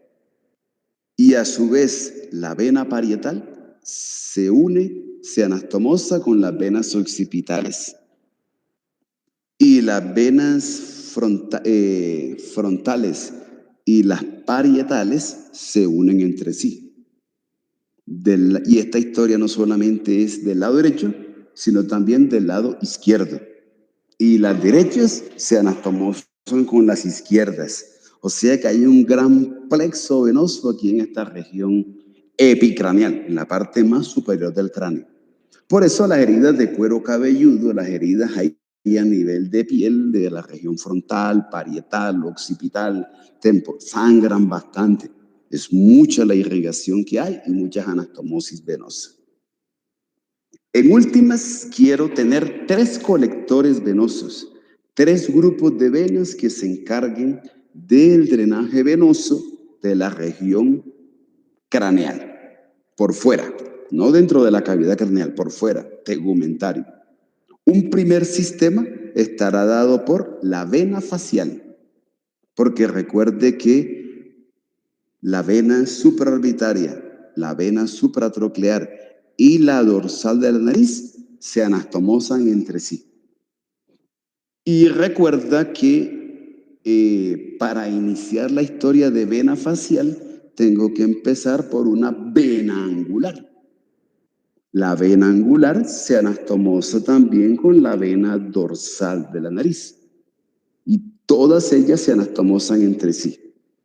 Las venas supraorbitarias, las supratrocleares y la dorsal de la nariz, todas se unen con todas. Al final de la vena dorsal de la nariz se origina la vena angular, la cual se transforma en vena facial. De esa manera recojo sangre de la parte anterior en la frente y también la sangre a nivel de cara. Aquí debe haber una vena nasal lateral. Aquí tienen que haber venas labiales o coronarias, superior e inferior. Aquí también recojo la sangre del piso de la boca, vena submentoniana. También recojo la sangre venosa de la glándula salival submandibular. Y también la sangre venosa correspondiente a piel, tejido celular subcutáneo y musculatura de la región infraorbitaria. El primer colector venoso anterior va a estar dado por vena facial. Incluyo también, recuerde, a la supraorbitaria, supratroclear y dorsal de la nariz. El drenaje venoso medio o intermedio debe ser por las venas frontales, las venas parietales y la sangre se va por vena temporal superficial. Y el drenaje venoso posterior se lo voy a dejar a las venas occipitales. Recuerde que toda esta sangre está compartida. Mire que todas se anastomosan, pero necesito organizarlas. Entonces lo voy a organizar en esos 3 colectores venosos. Listo. Vamos bien. Las venas siempre son así, son cansonas y son complejas, pero toca revisarlas. Vamos a hacer el ejercicio. Venas occipitales. Las venas occipitales tienen la siguiente característica. Mírela, aquí tengo venas occipitales y esta que está aquí se llama la vena auricular posterior, detrás del pabellón auricular. Entonces voy a decir lo siguiente, mire. La vena auricular posterior y las venas occipitales van a drenar en vena yugular externa. Es más, contribuyen a formar vena yugular externa.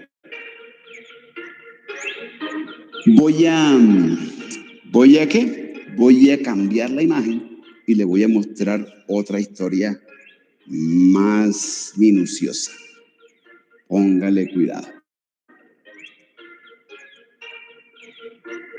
Ya veo una más grandecita. Espérenme un segundo. Esta que está aquí. No voy a quedar con esta. Esta está perfecta. Vamos a ver cómo la ubico. Espera y la muevo un poquitico hacia arriba. Uy, se me fue mucho.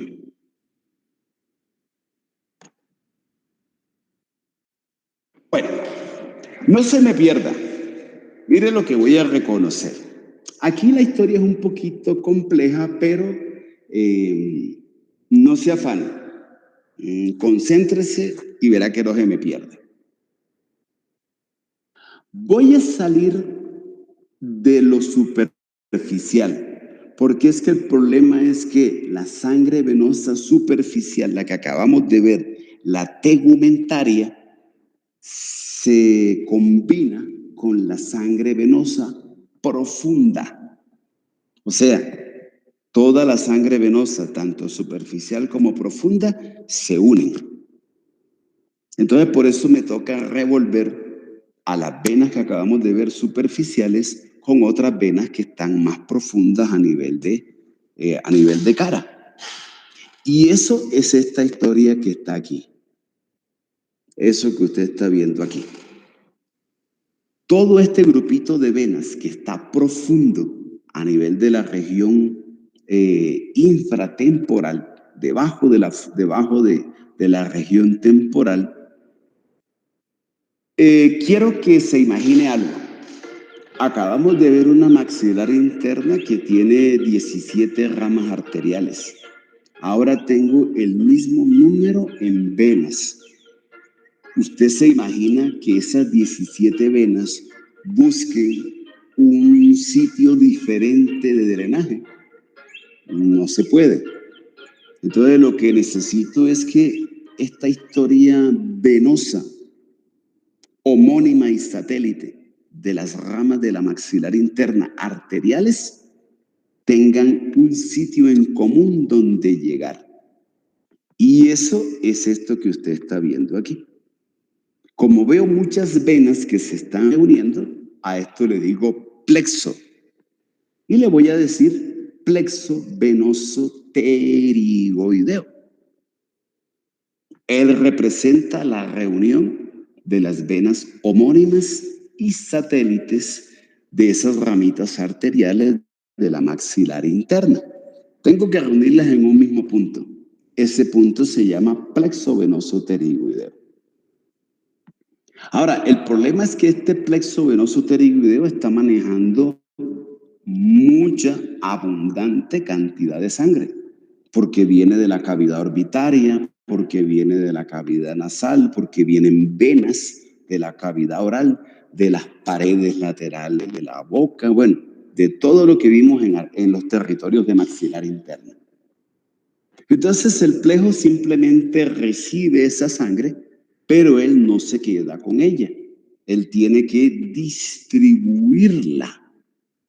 ¿Cómo la va a distribuir? Mire la imagen. Aquí está el plexo venoso pterigoideo. Él va a enviar esa sangre hacia atrás. Y hacia atrás lo hace en esta venita que está aquí, que es la vena temporal superficial.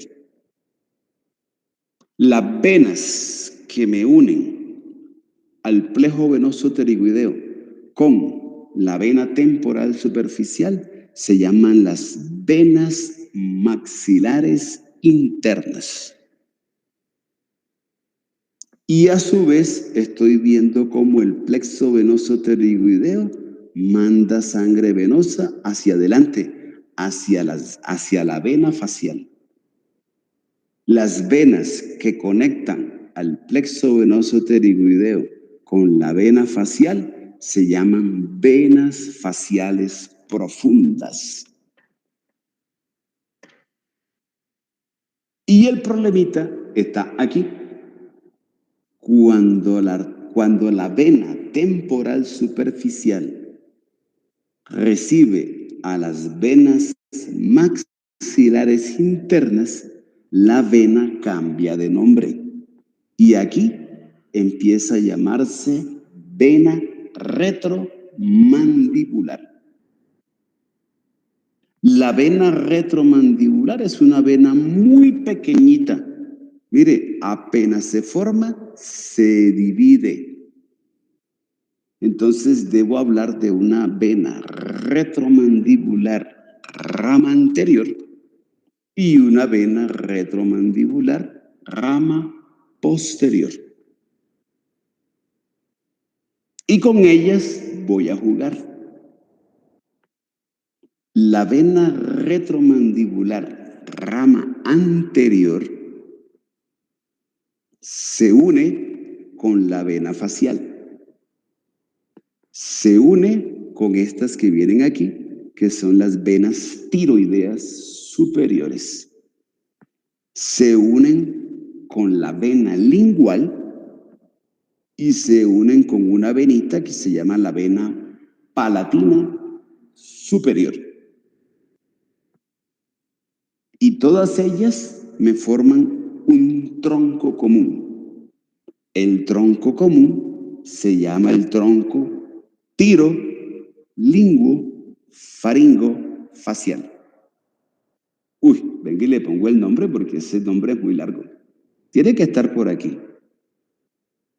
Aquí está, miren. Tronco, tiro, linguo, faringo, facial.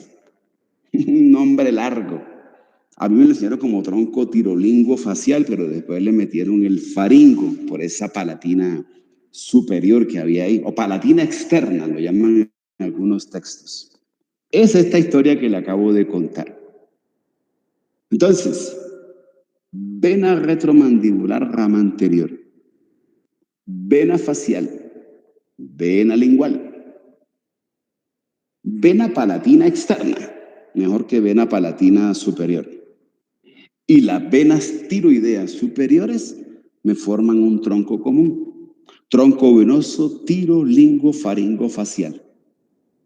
Y él desemboca en vena yugular interna. Tengo dos venas tiroideas superiores. Usted lo está viendo en la figurita. Las venas tiroideas superiores se caracterizan por eso. Puedo decir que las venas tiroideas superiores tienen como dos puntos de drenaje. Uno directo a yugular interna y otro que es compartido con la retromandibular, con la facial, con la lingual, con la palatina externa, y también llegan a yugular interna, solamente que es a través del tronco venoso tirolingofaringofacial. Bueno, dígame cómo vamos hasta ahí. La cosa se complicó un poquitico. ¿Vamos bien? Sí, señor. Sí, profe. Bueno, estamos desembocando venas. Esta historia es de buscarle desembocadura. Ay, bueno, se me acabó el tiempo. Hagamos el último ejercicio. Esta que está aquí es la vena retromandibular, rama posterior. ¿Con quién se une? Con esta que está aquí, con la vena auricular posterior. De la unión de la vena auricular posterior y la vena retromandibular, rama posterior, se forma la vena yugular externa. La vena yugular externa se forma por esas uniones de la auricular posterior y de la retromandibular, rama posterior. ¿Qué variación puede haber? Que a veces la occipital también contribuye a formar yugular externa. En algún texto le dice la yugular externa se forma por la occipital, auricular posterior y la rama posterior de la retromandibular. Lo más común es que sea la auricular posterior y la rama posterior de la retromandibular las que me formen vena yugular externa. Y recuerde que la yugular externa termina desembocando en vena subclavial. Y dejo la historia hasta ahí porque ya son las 12. Me recuerdan que quedamos por aquí, que estábamos formando yugular externa. Nos toca, ya solamente nos quedan las venitas occipitales y ya se acaba el cuento de la historia. Nos falta muy poquito, terminamos esta historia venosa en la próxima y abordamos la parte de nervios. Bueno, los dejo. Gracias por la paciencia, gracias por la atención. Ojalá este espacio lo podamos repetir, no sé si cada semana o cada 15 días, pero si tienen el campito, regálemelo. Tengo cositas por contarles. No quiero que la parte práctica sea muy superficial, tampoco muy profunda, pero sí lo mínimo que usted debe saber. Y no sé si esto lo han visto en teoría, no sé si lo van a ver, pero no se puede ver así de pasadita, tiene que tener un fundamento.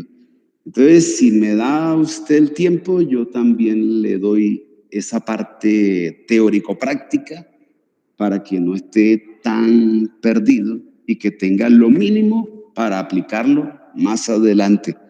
Recuerde que esta clase no es para alumnos de segundo, es para alumnos que están en clínica. Eso es lo que usted va a necesitar en clínica, pero lo ve ahorita. Gracias, nos vemos en la próxima. Cuídense Hasta bastante. luego, profe. Gracias a usted por la clase. Hasta luego, profe. Con Muchas mucho gracias. gusto, que les vaya muy Muchas bien. gracias, profe. Buen Un día. abrazo. Gracias, igualmente.